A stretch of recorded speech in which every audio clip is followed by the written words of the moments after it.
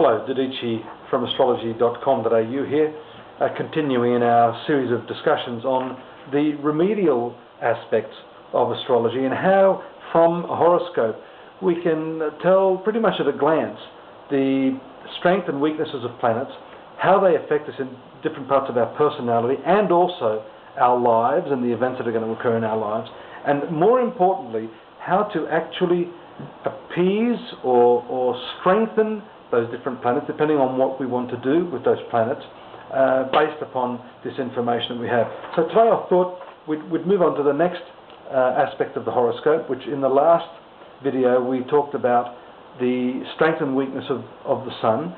Today I wanted to use, by virtue of an example here, the positioning of the moon and a horoscope in which the moon is quite weak.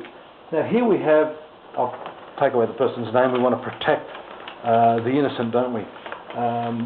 Here we have a horoscope based upon the Hindu Vedic Jyotisha system of astrology, which I'm partial to, in which we see here the moon, which is ruling this particular man's finances, being very, very weakly placed in the sign of Scorpio. Weak, I say, because Scorpio is the weakest sign for the lunar placement. Here in his horoscope, the moon is ruling his finances, and here in the 6th zone of debt.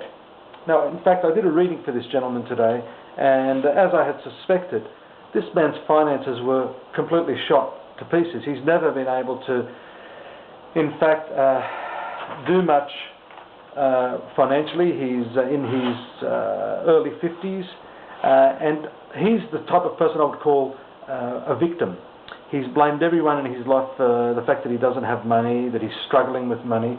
And here we see in his case that a strengthening of this particular planet would indeed be very, very useful to him to increase and improve his finances and also his work and health prospects, because this 6th zone of the horoscope relates to these areas as well. He's had a great difficulty tuning into what it is he wants to do in life.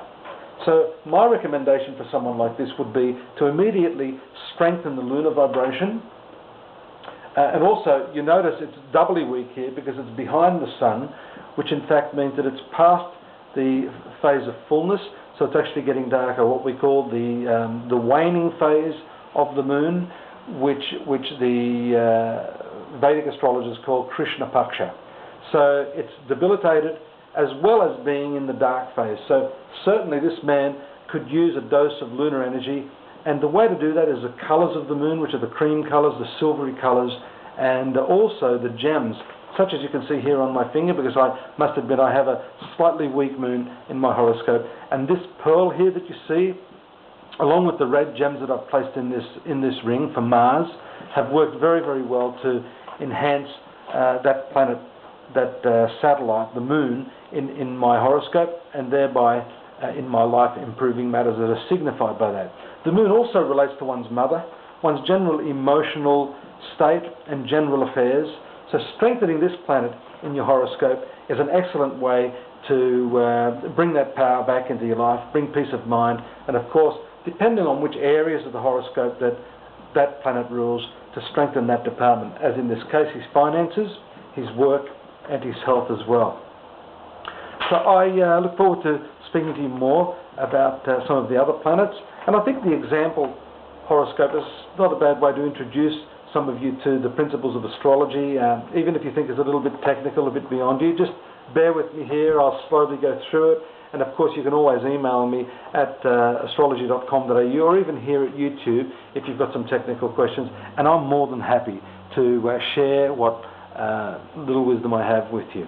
Thanks again for joining me. I'm having a great time here. Hope you are too. Bye for now.